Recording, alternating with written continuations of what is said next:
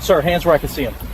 You match the description of a burglary suspect. Gonna need you to set that bag down. I'm a nursing student. Just got off a shift. I'm recording for my safety. Recording doesn't change the fact you need to comply. Let's not make this harder. I hear you, but I'm not consenting to a search. Tell me what description exactly. Male, tall, dark hoodie, That's backpack. you. It's a hoodie. Racist cops slammed a black nursing student to the ground in a parking lot and called him a criminal, just because he wore scrubs and carried a book. They tried to arrest him without proof, but what they did not know is that this quiet man they humiliated was a decorated Air Force major with top-level clearance. And when the truth came out, their badges, careers, and lives would change forever. What happens tonight will shock this entire city. First, CTA. Before we dive in, make sure you subscribe and tell us in the comments where you're watching from. Hands behind your head. Now. Officer Bradley Kincaid screamed, spit flying from his mouth as blue lights flashed off supermarket carts and dented car bumpers. He jammed his flashlight into the face of a tall black man standing beside an old rusted Toyota. The man was holding a hospital textbook and a lunchbox. You think you can walk around here all sneaky? At night? In this neighborhood? You match a description, Kincaid barked again. The man lifted his hands slowly, eyes tired, voice calm. My name is Deshaun Miller. I work at... Shut up. I didn't ask your name, the officer cut in, gripping his holster. It was 10 minutes past midnight in Birmingham, Alabama. The supermarket parking lot was almost empty. A few people were loading groceries into their trunks. Some froze at the sound of yelling. One woman gasped. A teenage boy pulled out his phone and started recording. Another officer, Officer Ryland Sparks, stood with his arms crossed. He was younger, slimmer, but with the same cold smirk. Looks guilty to me, Sparks muttered. A couple watching from their truck whispered, why are they bothering him? He's wearing scrubs. But they didn't step forward. No one did. Deshaun Miller, 27, tall. Strong shoulders. Skin still smelling faintly of antiseptic from the hospital shift he had just finished. He lived a simple life. A studio apartment. A second-hand Toyota. Scrubs that always looked worn. And a dream, becoming a trauma nurse. But behind that quiet face, there were memories he never told anyone in town about. Memories of nights under desert skies. Memories of helicopters shaking the air. Memories of saving men while bullets flew. There were medals in a wooden box under his bed. Letters from presidents. VIP clearances no civilian cop had ever even seen. But here, in this parking lot, he looked like nobody. And he knew it. Kincaid stepped closer, belly almost touching Deshaun's chest. You're trespassing, he growled. I bought groceries.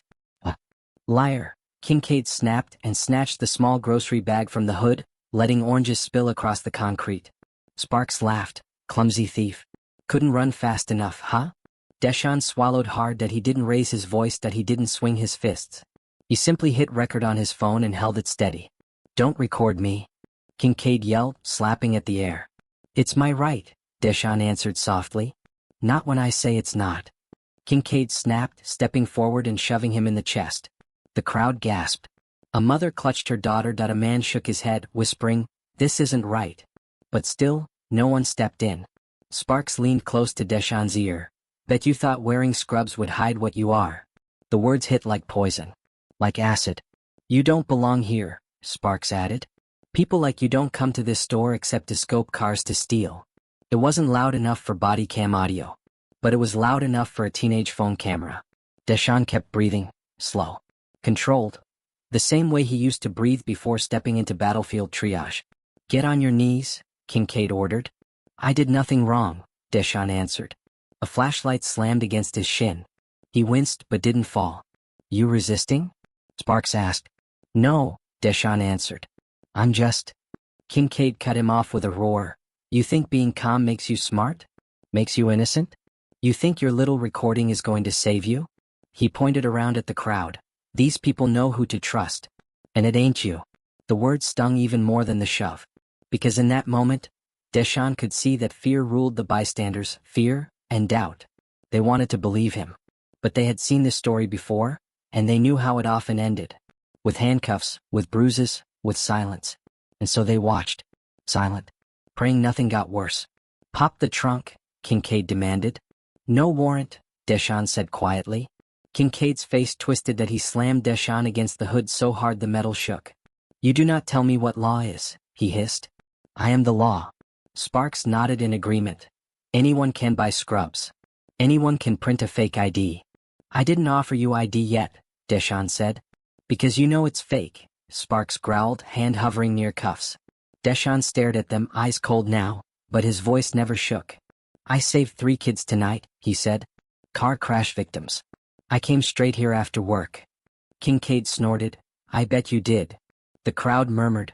Some shifted uncomfortably. One old man whispered, that boy tells the truth. I can see it. But still, they said nothing to the officers. The power was heavy, like a weight on everyone's chest. Tell me why you're in this part of town, Kincaid demanded. I live 5 minutes away, Deshawn answered. I doubt you live anywhere near here, Sparks sneered. Maybe you sleep in that old Toyota. A couple boys laughed nervously. Kincaid smirked. You're sweating? Guilty men sweat. I came from a 10-hour shift. No, you came from a burglary, Sparks insisted. We got a call. What's the suspect description? Deshawn asked.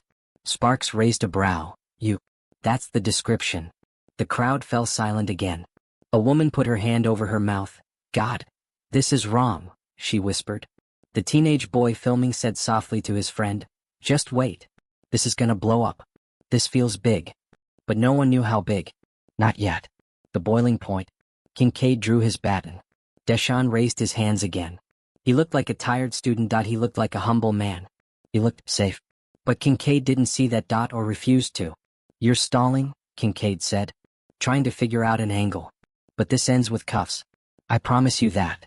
Deshawn looked him dead in the eyes. No, he said softly. It doesn't. Kincaid blinked. Sparks scoffed. And for the first time, a small, strange smile touched Deshawn's lips. The crowd watched, confused. Why would a man smile, in the face of 2 aggressive cops? Why would he look so calm, when humiliation closed in? Unless he knew something. Something they didn't. And the first spark of doubt flickered in the eyes of the crowd. Was this man truly just a student? Or was there something more? Something hidden? Something powerful enough to make him unafraid, while 2 officers tried to crush him? Kincaid stepped back, ready to swing. Sparks reached for Cuffs. The crowd held its breath. And then, Deshawn's quiet voice cut through the night. You have no idea who I am. It wasn't loud. It wasn't angry. It was a truth, heavy, unshakable. And soon, everyone in this parking lot would learn it. Because tonight, the powerless man was not powerless.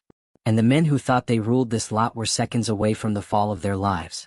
Blue lights still flashed against the cracked pavement as Deshawn stood tall, his hands raised, his phone still recording. The crowd was frozen, too scared to step in, too angry to walk away. Officer Kincaid lifted his baton higher. Final warning, he growled. But Deshawn didn't flinch. He didn't blink. He didn't panic. Because he knew something the officers did not. Because for the first time that night, he decided to stop hiding who he was. A loud engine roared in the distance. Not a normal engine. A strong, heavy diesel hum, like a military-grade truck. Heads turned. A jet-black SUV, government plates glinting under the streetlight, pulled into the lot and screeched to a stop. The door swung open. A woman stepped out. Tall, sharp eyes, black suit, badge on her belt, silver eagle pins on her collar. The kind of presence that made the air change. The kind of person who didn't walk, she commanded. Her voice echoed. Major Miller. Stand down. You are no longer required to comply. The crowd gasped. Kincaid blinked. Sparks' jaw fell open. Major? Major? As in military rank? The woman strode forward with force. Officers, she said coldly. Step away from him. Kincaid barked back instinctively. Who the hell are you to interfere? She flashed a badge so fast, so clean, so real, it silenced him mid-sentence. Brigadier General Helena Ward. U.S. Air Force Special Operations. Silence. Complete silence. Someone dropped their grocery bags.